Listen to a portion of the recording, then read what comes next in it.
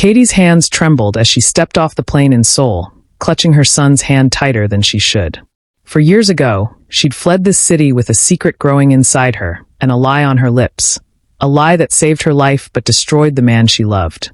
Now, as she walked through the airport, she didn't know that across the city, in a penthouse wrapped in shadows, Tamine was staring at a photograph his security team had just delivered. A photograph of her. And beside her, a little boy with his eyes. His chest tightened with a rage so fierce it could burn down kingdoms, but underneath it, something far more dangerous stirred: hope. Katie thought she could slip in and out of Seoul unnoticed, say goodbye to her dying mother, and disappear again. She had no idea that within 48 hours, she'd be standing face to face with the father of her child, and the deadly truth she'd been hiding would threaten to destroy them all. Before we dive into Katie and Tamine's story, please hit that subscribe button and turn on notifications so you don't miss what happens next. Drop a like if you're ready for this emotional roller coaster. Now let's begin. Katie hadn't expected Seoul to feel like coming home, but the moment she saw the city lights twinkling against the night sky, her heart betrayed her with a painful flutter of recognition. For years had passed since she'd walked these streets, since she'd felt Tamine's arms around her, since she'd whispered that devastating lie and disappeared into the darkness. Now, holding 3-year-old Juno's hand as they collected their luggage, she reminded herself why she'd come back. Her mother was dying, and some goodbyes couldn't be avoided, no matter how dangerous the return. Juno tugged at her sleeve, his dark eyes, so heartbreakingly similar to his father's, wide with curiosity about this new place, and Katie's chest tightened with the weight of all the secrets she carried. What Katie didn't know was that Tamine's security network had flagged her passport the moment she'd landed. In his office overlooking the Han River, Tamine stood frozen, staring at the alert on his phone, his jaw clenched so tight it ached. For 4 years, he'd convinced himself he'd moved on, that the woman who'd shattered his heart meant nothing anymore. But seeing her name, knowing she was breathing the same air, walking the same streets, it awakened something savage and desperate inside him. His assistant, Minjun, watched nervously as Tamine's knuckles turned white around his phone. "Should I arrange a meeting, sir?" Minjun asked carefully. Tamine's voice was dangerously soft when he finally spoke. "No. Find out where she's staying, who she's with, and why she's here. And Minjun, make sure she doesn't leave Seoul until I decide she can. What will happen when Tamine discovers the truth about Juno?" Katie's mother looked so small in the hospital bed, a fraction of the vibrant woman who had retired to Seoul 5 years ago to teach English and embrace adventure. "My baby girl," her mother whispered, tears streaming down her weathered cheeks as she reached for Katie's face. "And my beautiful grandson." Juno climbed carefully onto the bed, and Katie's heart broke watching her mother hold the child she'd only seen in secret photos and video calls. They talked about everything except the truth. The real reason Katie had fled Seoul, the powerful man whose son sat between them, the danger that still lurked in the shadows. When her mother finally drifted to sleep, Katie kissed her forehead and made a silent promise. She'd stay until the end, no matter the cost, even if it meant facing the man who still owned pieces of her shattered heart. Tamine read the report 3 times, each word cutting deeper than the last. Katie was in Seoul for her mother. The woman was in hospice with weeks, maybe days left. He should have felt nothing, should have let her grieve and leave in peace. But the photographs his team had taken at the airport told a different story. The little boy holding Katie's hand had his eyes, his nose, the same stubborn set to his jaw that Tamine saw in the mirror every morning. His hands shook as he zoomed in on the child's face, and something cracked open inside his chest. For years of carefully constructed walls crumbling in an instant.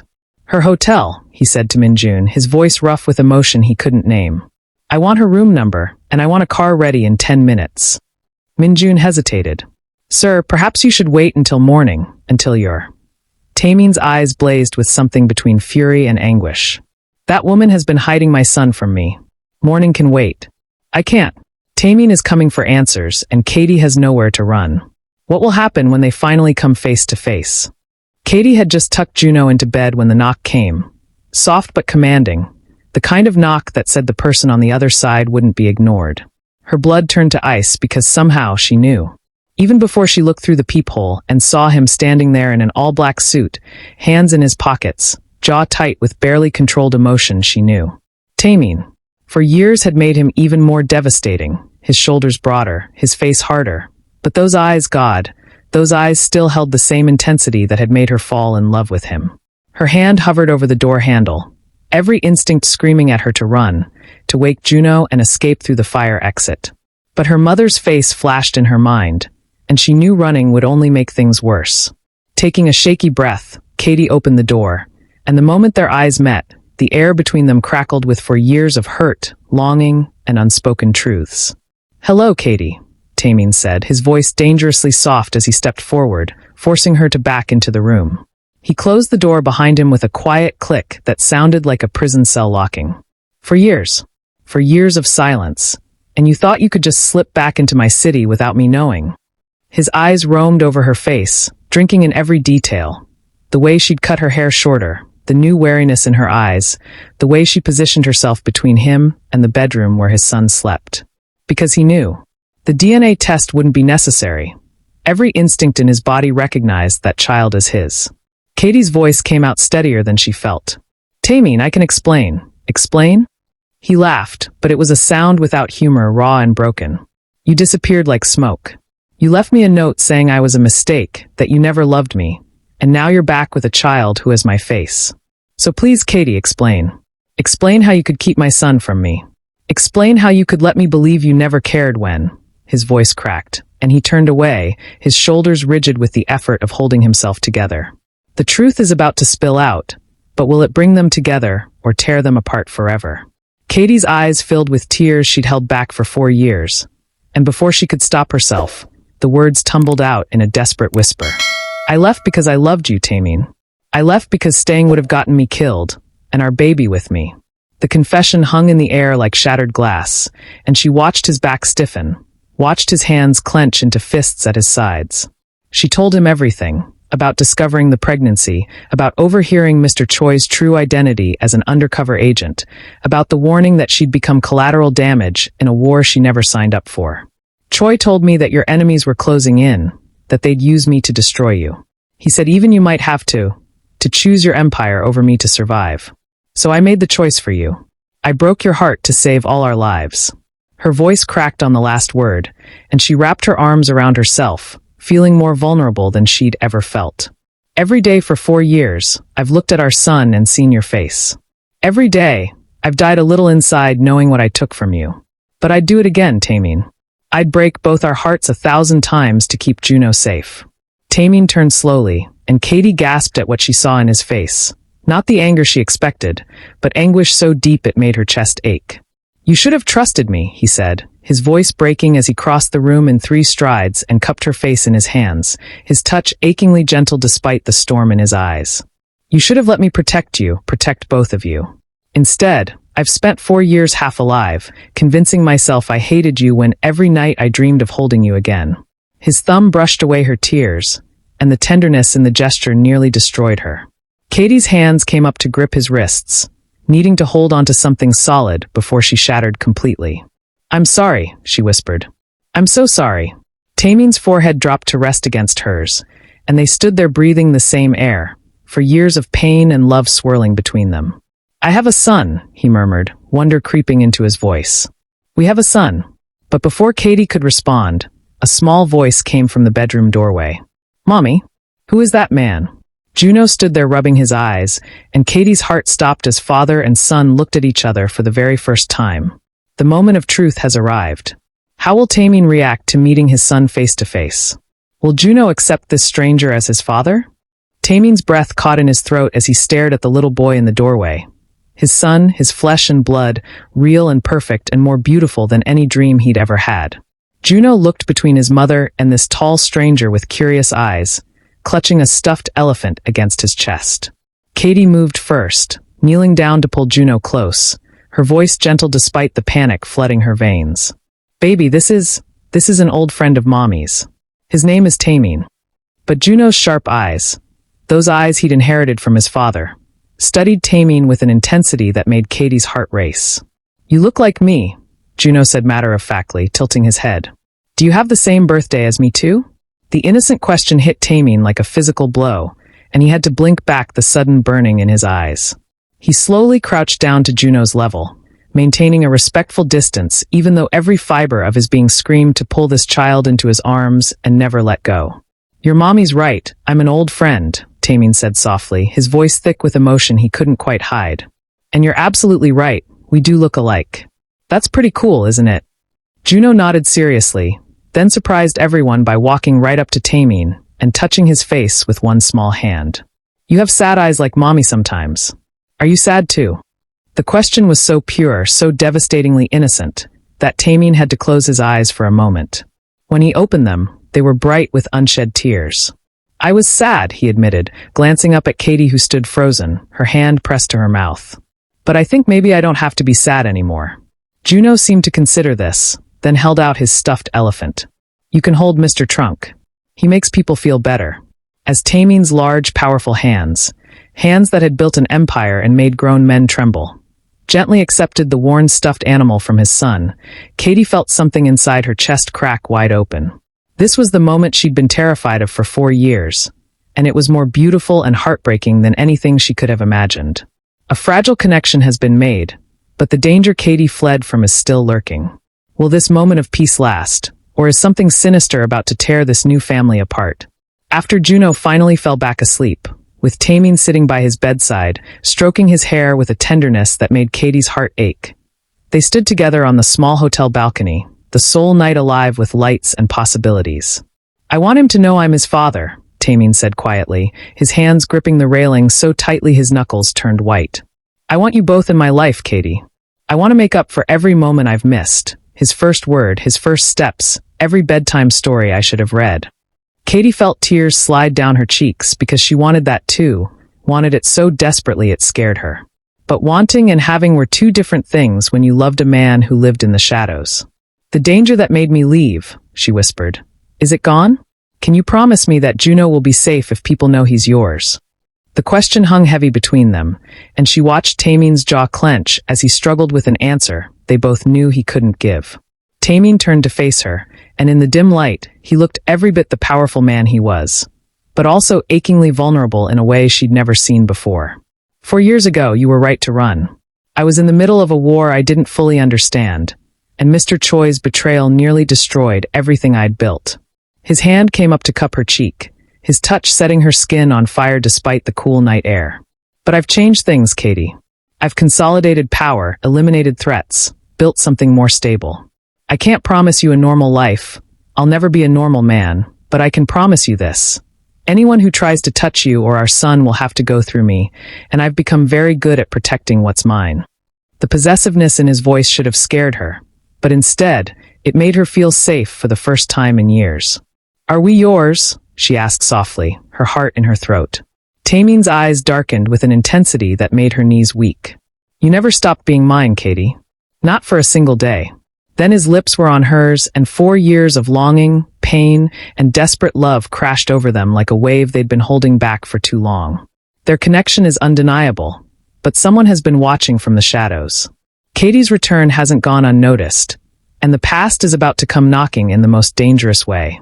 Katie woke up wrapped in Tamine's arms on the hotel couch, her head on his chest, listening to the steady rhythm of his heartbeat, a sound she'd dreamed about for 4 years. They'd talked until dawn about everything, Juno's favorite foods, his laugh, the way he asked a million questions about everything. Tamine had cried when she showed him videos on her phone, birthdays, first days of preschool, all the moments he'd missed. I'll never forgive myself for not finding you sooner, he'd whispered against her hair. I should have looked harder. Now, in the soft morning light, Katie felt something she hadn't felt in years, hope. Maybe they really could be a family. Maybe the danger had passed, and they could build something beautiful from the ashes of their broken past. But that hope shattered the moment Tamine's phone buzzed with an urgent message. She felt his body tense, felt the way his arms tightened around her protectively, and her stomach dropped. What is it? She asked, already knowing she wouldn't like the answer.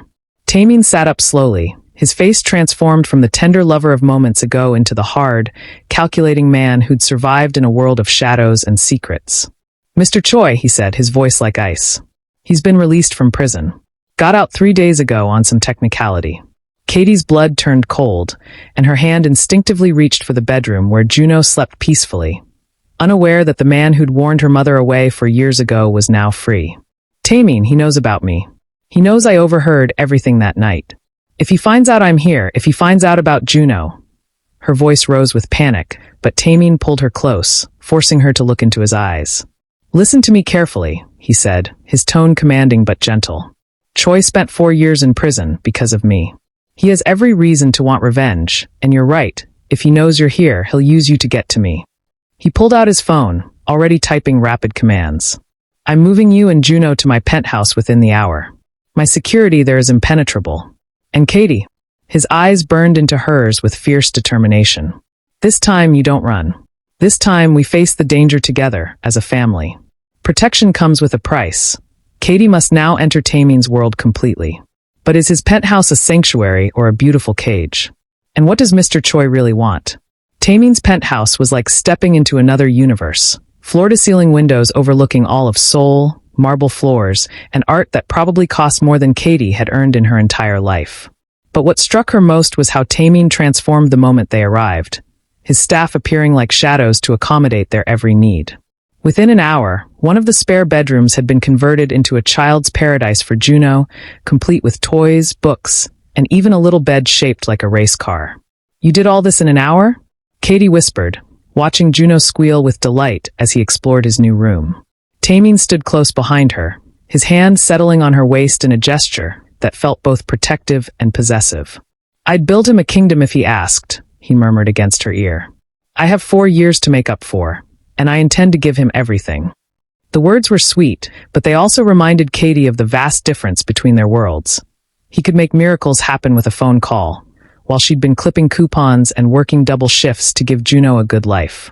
Later that evening, after Juno had fallen asleep exhausted from excitement, Katie found Tamine in his study, surrounded by computer screens showing security footage from around the city.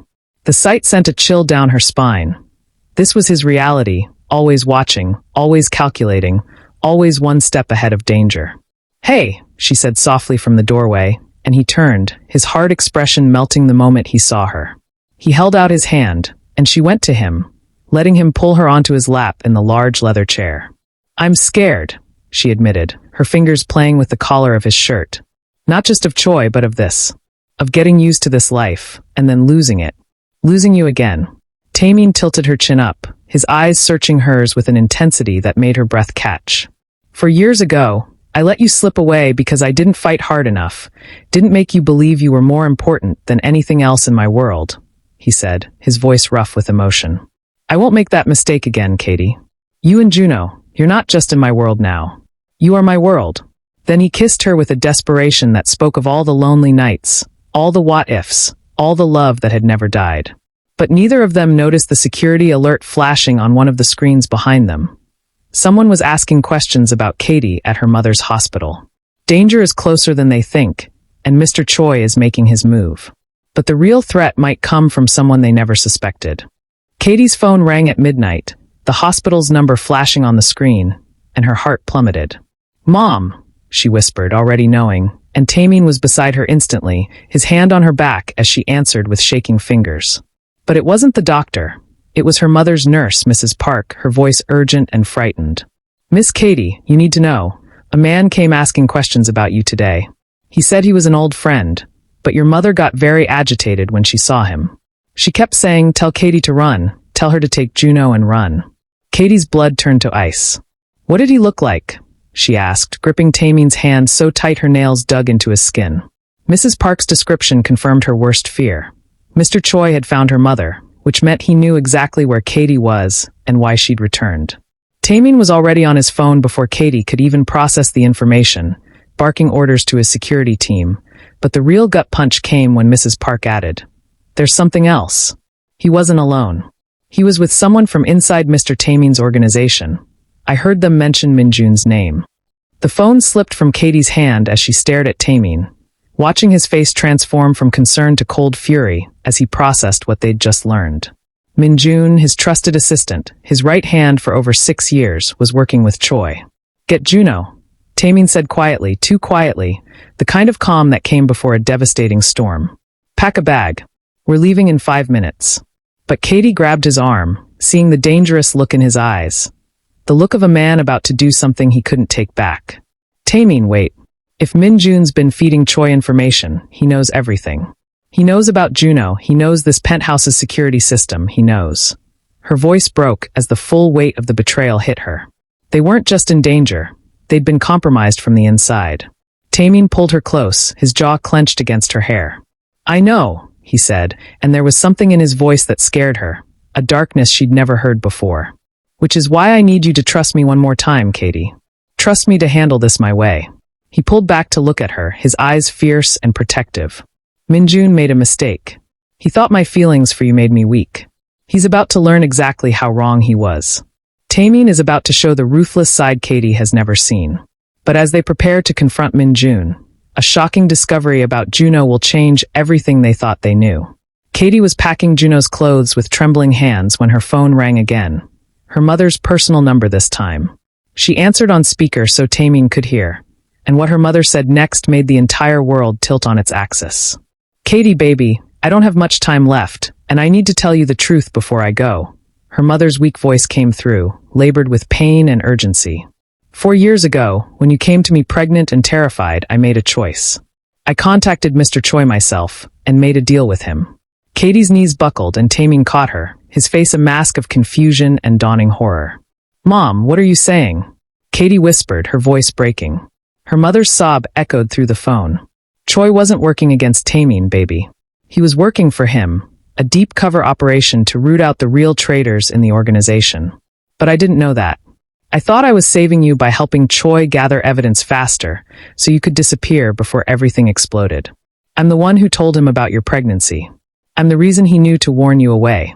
The confession hung in the air like poison, and Katie felt like she couldn't breathe.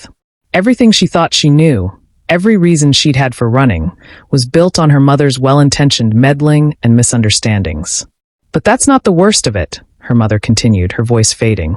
"Last week, Choi came to see me.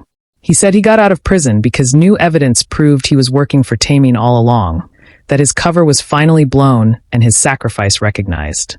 He came to apologize to me, Katie. He said if he'd known I didn't understand the real situation, he would have explained it better. He said he never meant for you to run." Katie looked up at Tamine, saw the muscle ticking in his jaw as he processed this information, saw the way his hands were shaking with barely controlled emotion. "So Choi isn't the threat?" Katie asked, her world spinning. Her mother's next words stopped her heart. "No, baby. The real threat is the person who put Choi in prison in the first place. The person who's been waiting for years for you to come back so they could finish what they started. Minjun isn't working with Choi. He's the one Choi was investigating. And sweetheart, he just walked into the penthouse. The enemy has been inside all along, and now he's in the penthouse with them. Katie, Tamine, and Juno are trapped with a man who has nothing left to lose." The sound of footsteps in the hallway made Katie's blood run cold, and Tamine moved with deadly precision, positioning himself between his family and the door while pulling Katie and a sleepy Juno behind him. Minjun appeared in the doorway of the bedroom, and the man Katie had seen earlier that day, polite, efficient, forgettable, was gone, replaced by someone with cold eyes and a gun held loosely at his side. "I have to admit, I'm impressed you figured it out so quickly," Minjun said casually, as if they were discussing the weather and not a 4-year conspiracy. "I thought I had at least until morning before Mrs. Park's loose lips reached you." Tamine's voice was deadly calm, the voice of a man who'd faced down danger 100 times before. "You've worked for me for 6 years, Minjun. I trusted you with everything." "Why?" Minjun laughed bitterly, and Katie held Juno closer as the little boy began to whimper, sensing the danger even in his half-asleep state. "Because you were supposed to fall, not rise. When Choi started investigating, I was supposed to pin everything on you and take over your empire. But then she happened," he gestured at Katie with disgust, "and you started talking about going legitimate, about leaving the life for love. You became weak." Katie felt Tamine tense like a coiled spring, but his voice remained eerily controlled. "So you're the one who leaked information about Katie to my enemies 4 years ago. You're the reason she ran."